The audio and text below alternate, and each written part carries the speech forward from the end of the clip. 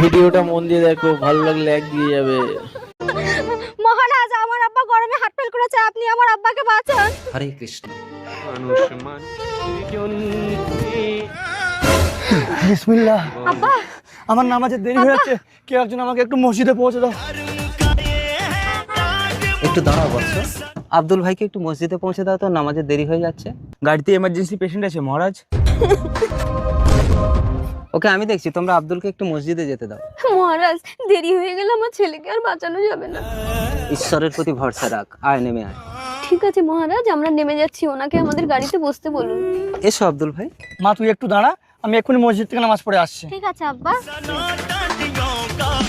আল্লাহ ওর হেফাজত করো। হরে কৃষ্ণ, তাড়াতাড়ি মাটিতে শুইয়ে দাও।